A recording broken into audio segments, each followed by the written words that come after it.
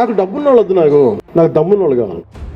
Leadership ఎలా ఉంటుందంటే ఊరి కోసం, నా నేల కోసం ఒక్కళ్ళు కనుక అడుగేస్తే, వాళ్ళ ఊరి నుంచి అడుగేస్తే, అతను పవన్ కళ్యాణ్ వ్యక్తి దగ్గరికి వస్తే అది వెళ్ళి ఆ రోజు నా పక్కన యాదృచ్ఛికంగా కావచ్చు, యాక్సిడెంట్లు కావచ్చు, వి హనుమంతరావు గారు ఉన్నారు కాంగ్రెస్. అప్పుడు కాంగ్రెస్ పవర్లో లేదు, టీఆర్ఎస్ పవర్లో, కేసీఆర్ గారు సీఎం. మన శివ మాట్లాడుతూ ఉంటే హనుమంతరావు గారు కూడా వింటా ఉన్నారు.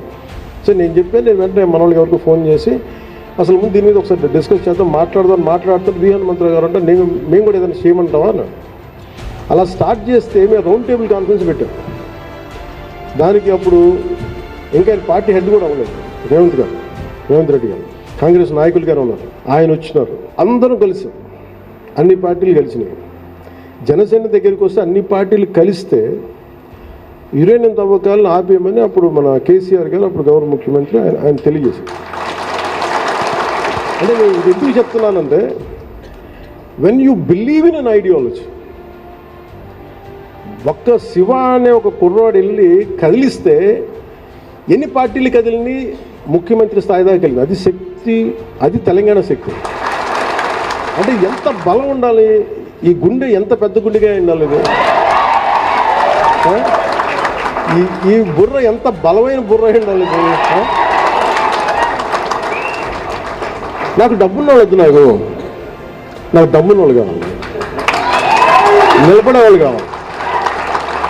వీళ్ళు కదా లేకపోతే మీరందరూ ఉన్నారు కదా, మీరు ఇలా ఆలోచించండి.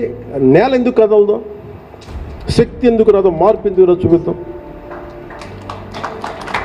ఇది జనసేన. నేను చెప్తాను, మీరు ఊహించగలరా? నేను పట్టుకుంటాను, అది నాకు కనిపిస్తాడు మనిషి, ఎందుకంటే నేను అలాంటి కాబట్టి నేను పట్టుకుంటాను, నా అలాంటి పట్టుకుంటాను. శివ ఒక్కడొచ్చి ఇంతమంది కదిలిస్తే, ఇలాంటి శివ ఊరికి ఒకటి తయారైతే దేశం బాగుపడదు.